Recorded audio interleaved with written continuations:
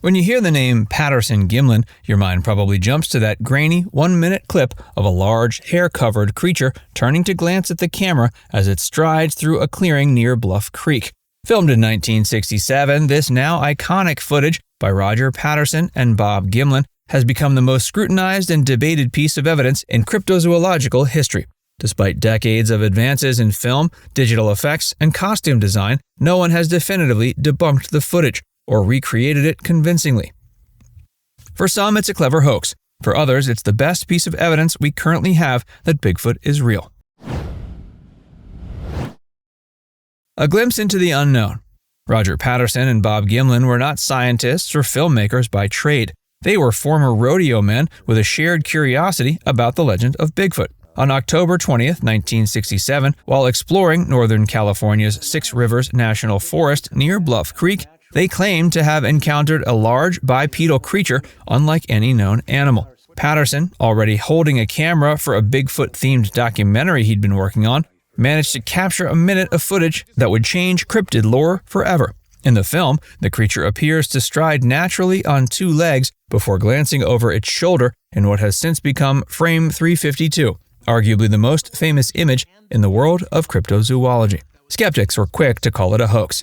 But the footage was more detailed than anyone expected from an amateur with a rented 16mm camera. It wasn't just a blur. There was musculature, natural movement, and anatomical correctness that defied expectations for a man-in-a-suit gag. And perhaps most compelling was how the creature's anatomy and gait baffled many who viewed the footage with a scientific lens. Anthropologist and anatomy professor Dr. Jeff Meldrum of Idaho State University is among the most notable experts defending the film. He's shown the clip to his anatomy students and asked them to identify surface musculature. According to him, they can identify the trapezius, deltoids, shoulder blades moving beneath skin, and even the contraction of the quads during the creature's stride.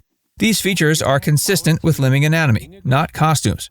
Comparisons to Hollywood productions of the era further validate the film's uniqueness. Just look at the 1970 sequel Beneath the Planet of the Apes, which boasted Oscar-winning makeup. Dr. Meldrum uses this example to point out that even the most sophisticated ape suits of the time looked like, quote, big, hairy Pillsbury doughboys. By contrast, the creature in the Patterson-Gimlin film displays anatomical precision that costume technology simply couldn't replicate at the time. The anatomy of Patty. I thought, this is unreal. The way it was moving, the massive muscle. Then consider this feature here, the gracilis tendon. You're going to tell me that the suit maker thought to include this as well? Here is the same tendon shown in the leg of our own species. Such exquisitely faithful anatomical details we would be hard-pressed to fabricate even today, much less 52 years ago. The creature in the Patterson-Gimlin film has been affectionately dubbed Patty by researchers, and she's no generic monster. She's thought to be female based on visible features, and what makes her fascinating isn't just her presence, but how she moves. Her gait has become a subject of intense scrutiny. Specialists in human biomechanics and motion analysis have spent years trying to replicate the walk without success. One of the most important observations comes from the unique way her muscles move.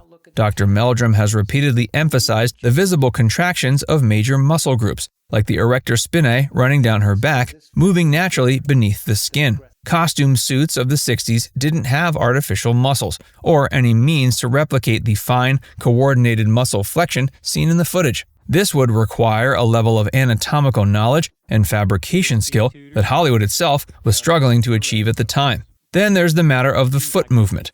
Cliff Barrickman, co-host of Animal Planet's Finding Bigfoot, has a collection of foot and handprint casts tied to the film. He points to the film's trailing leg as a moment of clarity. The creature lifts her heel while keeping her forefoot in contact with the ground, showing a flexibility unseen in a traditional primate gait or in human locomotion while wearing a costume. This unusual movement reflects a highly specialized anatomy. Perhaps even more compelling are the prints left behind.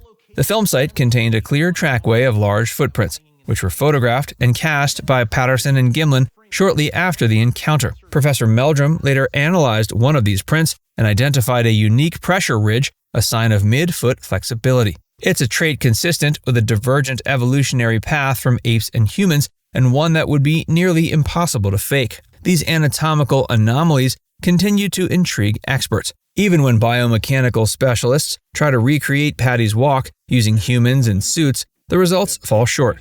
Researchers like Jessica Rose and James Gamble of Stanford University managed to mimic some aspects of the gait but couldn't reproduce it entirely. Their conclusion? Something in that footage defies replication. And that's exactly why believers stand by its authenticity.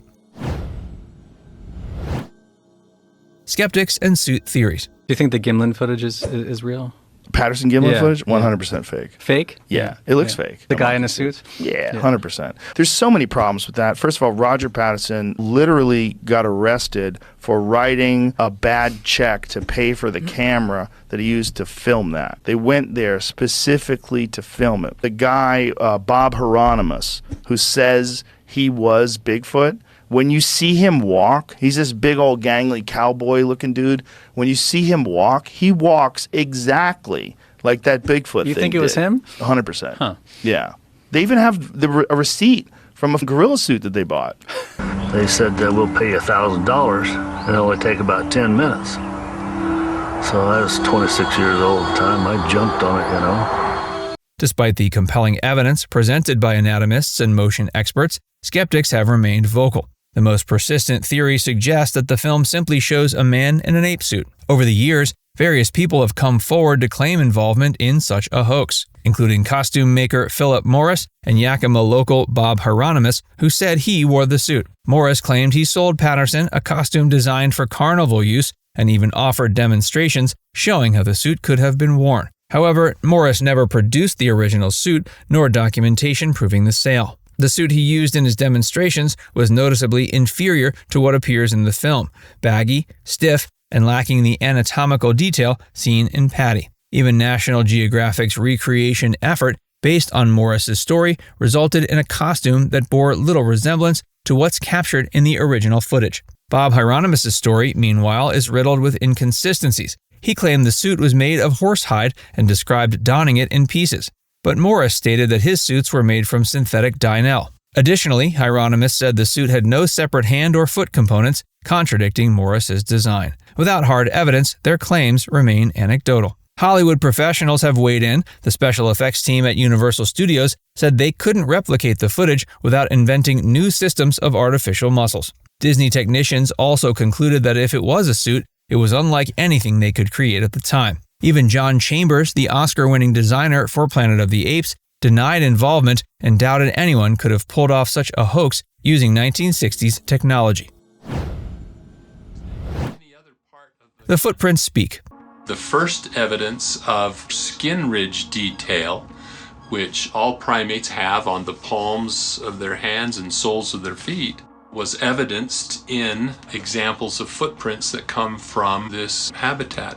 From my perspective and expertise as a student of human and primate locomotion, it's the footprint evidence that drew me in.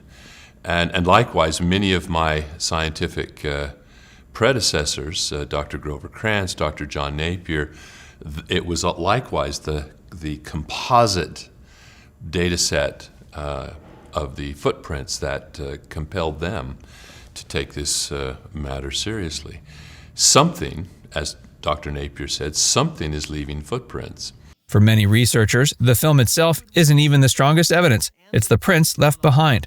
The trackway captured in the hours after the encounter provides a crucial line of investigation.